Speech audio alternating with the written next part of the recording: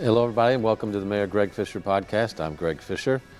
In the 7 months that we've been dealing with the COVID-19 pandemic, we've seen too many businesses close their doors, some of them permanently, a lot of pain. And too many residents also have lost jobs or seen their hours reduced, and they're struggling to find new jobs or regain those lost hours because of the economic downturn. And without reliable income, naturally, more Louisvillians are having trouble paying rent and cover other basic expenses.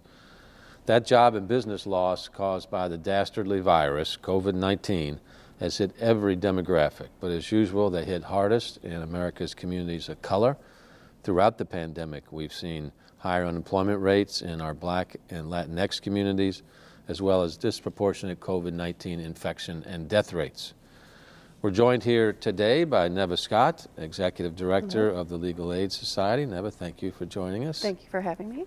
And Marilyn Harris, Director of Housing for Louisville Metro. Thank you, Marilyn. Thank you for having me. Appreciate y'all. And we're going to discuss the unfortunate community challenge of evictions and the many steps that we're taking locally to assist residents. So, Marilyn, I'd like to start with you and ask you what trends we've seen with evictions since the pandemic began, and how does that compare to what we were seeing before March when the pandemic came upon us? The biggest trend that we're seeing is the average amount of delinquency pre-eviction pre-COVID in eviction court was around $1,200 to $1,500 a household, and it's almost pushing $4,000 a household. So we are seeing a much larger debt that has accumulated due to COVID. I would say that's the number one thing we're seeing.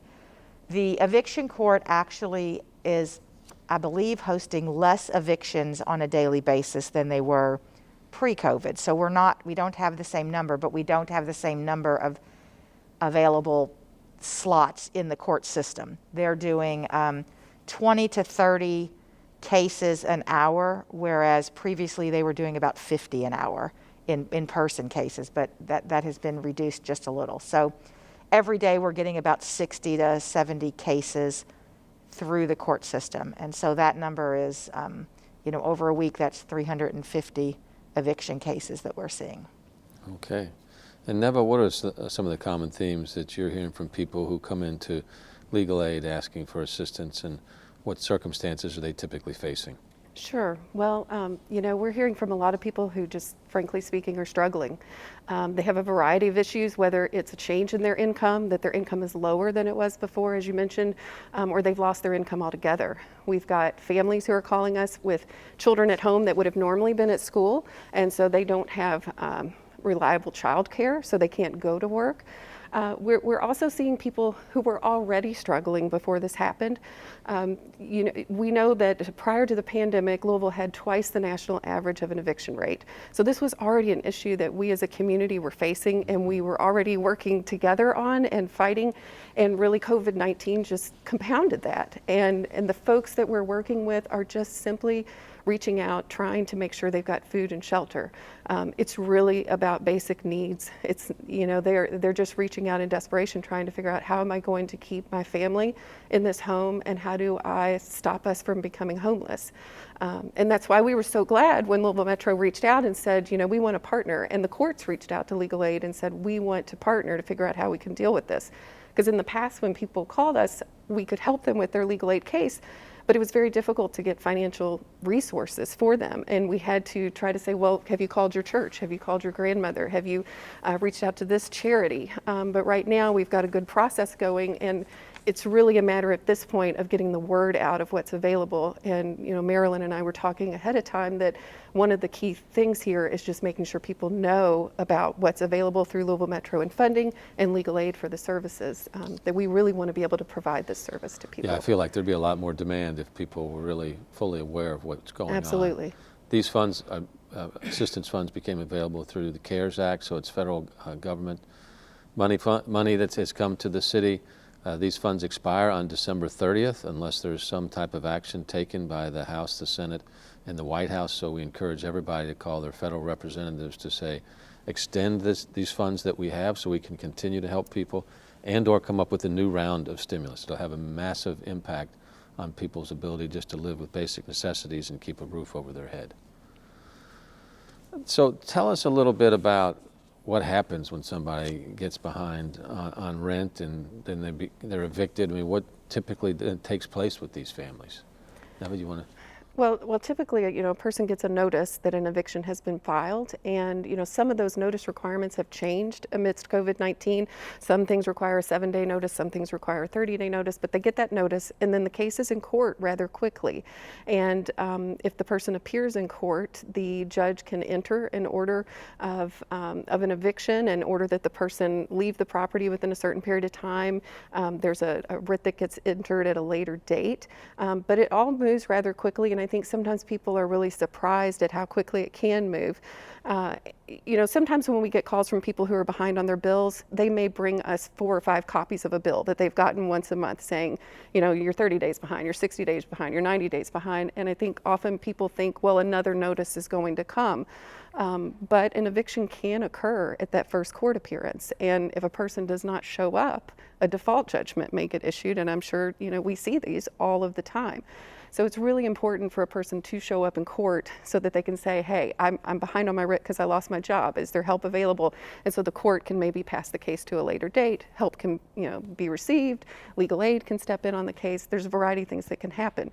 But for a person who gets evicted, one of the things I think about in eviction is if we all think back to the last time that we moved, whether it was moving from house to house or an apartment to a house, we planned it out, but it was still incredibly stressful. You had to arrange for movers. You have to arrange for money for one residence that you've got to start paying maybe a mortgage while you're still paying the rent. All of this is very abrupt for a person who faces eviction. It's not planned. Nobody ever plans on getting evicted. It's very sudden, and they and possibly their children, their family members who live with them, all of a sudden have to go. And they may face a situation where it gets to the point where the order is entered and a sheriff comes and has to set their things out on the street. And there are all their belongings in front of all their neighbors. And sometimes at legal aid, we get the calls on that day. The person didn't really realize how far along this was, and they're calling us saying the sheriff is here setting my stuff out. So it's very catastrophic for a family. It's difficult, especially for those children in the home. So it's a very emotionally and psychologically devastating event for a family. And that's why I think it's so important that we do everything we can to prevent that eviction, whether that's for that person to stay in that home under some circumstances, or to make a plan for them to move on a planned date and actually move to another location. Yeah, no, the trauma behind all that is just unmeasurable. Right. Marilyn, what type of eviction assistance programs are being provided to Louisvillians during the pandemic? We actually have a plethora of them. And so the Office of Resilience and Community Services offers a tenant-based program. And so anyone can call 977-6636. That is an automated appointment system line. It will get you an appointment. If you were to call today, it would take about 3 weeks to get an appointment. That's how full that program is. So there's that program, and they will pay up to 3 months of past due rent. But that program also, when they screen for that program, they are screening for not only rental assistance, but they are screening for food assistance, transportation assistance. Maybe you need help paying your electric bills, so maybe LIHEAP assistance. So that program is all encompassing. So when you call that 977-6636 number and they do an intake on you, they are actually screening for multiple programs. So it takes a little bit longer in that program to get through the process because they want to give you all the assistance from the various pots that they can. The Office of Housing is running a landlord-based program, and it has recently changed, and so now it is open to all landlords in the city if the rent on the unit is less than $1,750 a month and the tenants have had a COVID-related loss of income. So landlords can apply for up to 6 months of rental assistance for any tenant that is delinquent in their units that have had a COVID-related loss of income or an increase in expenses. And I want to be real clear about that. So they may not have had a loss of income, but they may have had an increase in expenses. I talked to a lady the other day. She has a great job. She never once really lost her job, but she lived on, her transportation was a bus, and she lived on a bus line that was closed. The line was removed during the COVID pandemic due to transportation at TARC. And so while she didn't really have a loss of income, she had an increase in expenses. She ended up having to take Uber to work every day, which, like quadrupled her transportation budget, which made it difficult for her to pay rent. So we are not just looking at loss of income, we're just looking for a nexus between COVID and the inability to pay your rent. And so we look at that quite extensively to make sure that people that need assistance are getting assistance from these dollars. And then, as Neva pointed out, we are working with the Kentucky Supreme Court. They issued an executive order back in August, and that order is really, I look at it as kind of the final safety net for the people in our community who have been unable to tap into resources for eviction prevention. And so if you get into court and you are there for an eviction, the judge will automatically put that case into abeyance for 14 days. And those people then have an opportunity to call the Office of Housing, and we can step in and pay their rent, the entire amount of their past due rent. We don't pay any fines, fees, penalties, court costs, or attorney fees, and the landlord has to waive those. But I would say a good 95% of the landlords that we're working with have been super to work with and are willingly waiving all those fees and doing everything they can to keep their tenants in their units. In addition to that, we have allocated $3 million to the area community ministries recently so that they can step in before we get to eviction court. Same type of program that we are doing with the court diversion pilot, but they are working with the tenants prior to getting to eviction court. So you can call either 211 and ask for rental assistance, or you can go to a website, stopmyeviction.org, and complete the steps on that website, and it will get you into their system. In a similar approach, if you go to a neighborhood place, they'll walk you through all this. The neighborhood places are actually not open for people to physically go to, so that is why it is really important to use that 977-6636 number. Due to COVID, the neighborhood places are not taking walk-ins. I do think there is someone there that if you knock on the door, they will come and explain it to you. But really, we want to get the word out that the 977-6636 is the best way to access the neighborhood place funds. And let's talk about landlords a little bit more. Originally, landlords could only apply on behalf of tenants if they owned subsidized units or accepted Section 8 vouchers, but that's changed. So what do landlords need to know about the new program? So the new program is really available for any landlord in the city of Louisville that the rent in their units is less than $1,750 a month. That is really calculated based on a family earning 100% of area median income and what their housing cost should be. It's actually a little less, but $1,750 is a nice round number, so we kept it at that number. And so they can apply on behalf of their tenants for up to 6 months worth of past due rent as long as it is COVID related. And they can find that on our website. So if you go to louisvilleky.gov/government/housing, there is a tab for eviction and they can access that. It's been streamlined, so there's no income qualifications. They simply have to have a certification from the tenant that there is a COVID related loss of income or increase in expenses. And then both the tenant and the landlord certify what the rent is for the unit. They submit that document with their application, and then we can issue payment for those for those units. Okay. And then, Neva, if somebody's listening to this right now and they're thinking that, I might be getting into a tough financial situation here pretty soon, what would be your advice for them to get prepared and specifically to prevent eviction? Sure. I would recommend first that they take action, that they not ignore the issue, and that they reach out to their landlord and express that they are having difficulty paying rent, and then to reach out for help. StopMyEviction.org has a lot of those resources. But really, I think the first step is taking that action. We really want win-win situation here. You know, these landlords may have mortgages they need to pay. We have a lot of what we would call mom and pop landlords in Louisville, and they need the money for the rent to pay that mortgage, and the tenant doesn't have the money to pay the rent. But if Louisville does, and we can get funds to them, it's a win-win for the tenant. The tenant stays in the home, the landlord has the money to pay their bills. So I think my number one message that I'm always sending to people is, let's take action. Let's address this. It is stressful. This is very difficult, and I can't imagine what it feels like to come home and have an eviction notice on my door. But that's the moment to reach out for help, and whether it's dialing 211 if you can't remember the other number, or the website, there is help out there right now, more so than ever. So I would just say my number one piece of advice I would pass along is say take action. And of course at Legal Aid Society, we are here and ready to serve. We've been here in Louisville since 1921, and whatever the crisis going on at the moment, you know, we are ready, and we have a dedicated staff of about 50 folks who are very passionate about serving this community. So I would just encourage people to reach out to us. If you're not sure if you qualify for legal aid services, still just, you know, give us a call. If we can't help you, or if it's not even something we do, we'll get you steered in the right direction. So Marilyn, Legal Aid is an example of one of our tremendous partners that work together to help prevent evictions and provide services for us in this area. Who are some of the other folks that we're working with?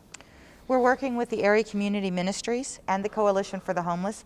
Both of those entities have funds available not only for the eviction prevention, but a lot of people self-evict, meaning they get that 7 days or pay notice, and then they pack up and leave. They're like, I just have to go. We have to go. I don't want to be evicted. And so a lot of people self-evict, but they don't have money for the security deposit where they're going.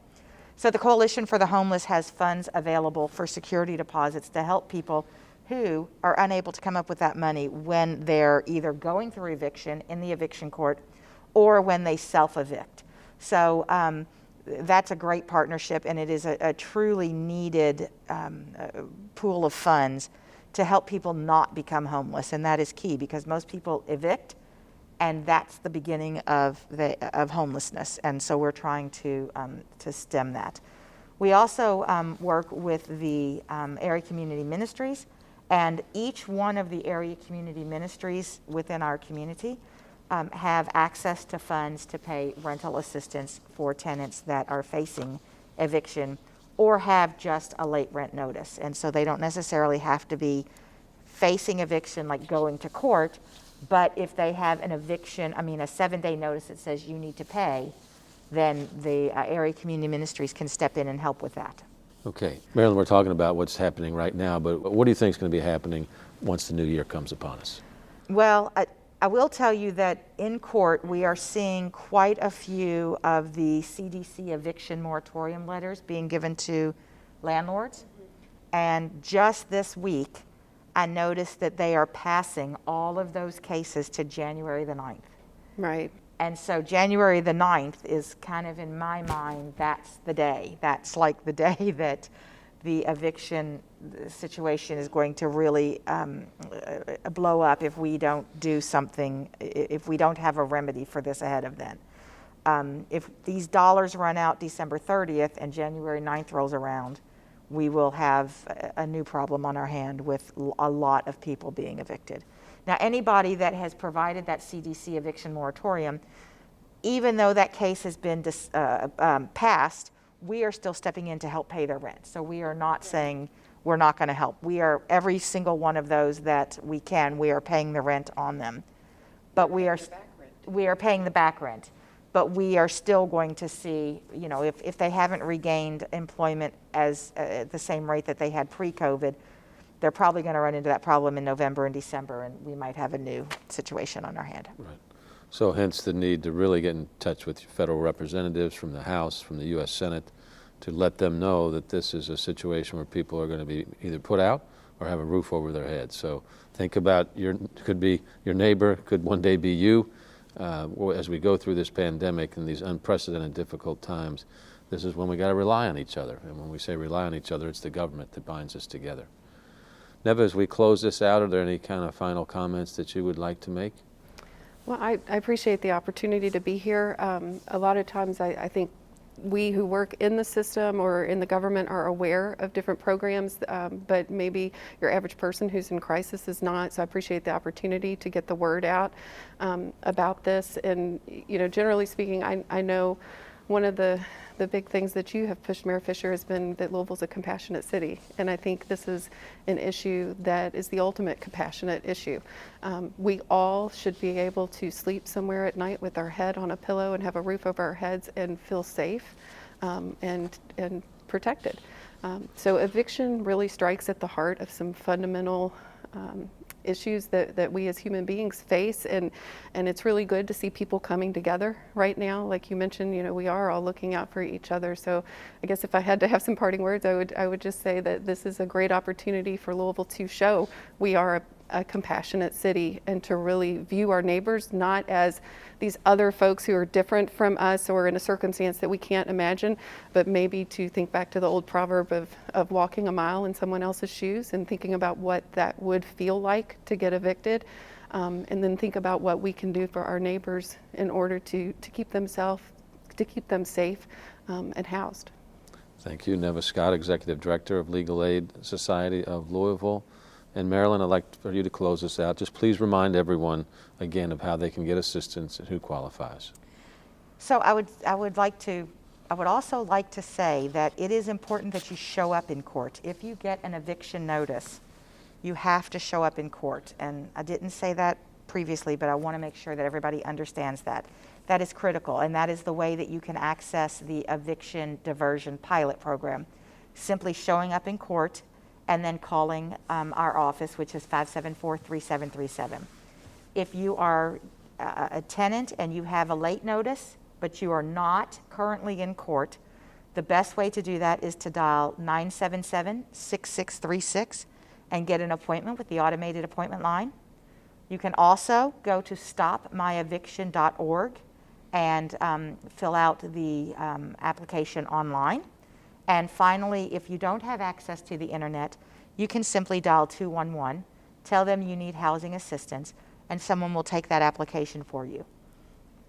So thank you for having me, and you know, it's such a, it's heartbreaking to be in eviction court and see so many people that are really, they're at the end of their rope and they don't know what to do. And so having these funds available for us to assist them is literally, I'm told daily, this is a miracle. This is a miracle. I never thought that I would be able to stay. So I want to thank you for advocating for this and making sure that we are able to take care of our citizens and our community, because without it, there would be a lot of people homeless already. Well, there's nothing more important, so we're glad to do that, have the government funds to do that as well. The government funds are your funds, the taxpayers. They've just been allocated this way during this pandemic and the economic crisis that it has brought upon us. So, and remember, these funds run out on December 30th, so now is the time to act. Please be proactive on this. So thank you for listening today. Marilyn, Neva, thank you as well, and we'll look forward to seeing you next time on the Mayor Greg Fischer Podcast.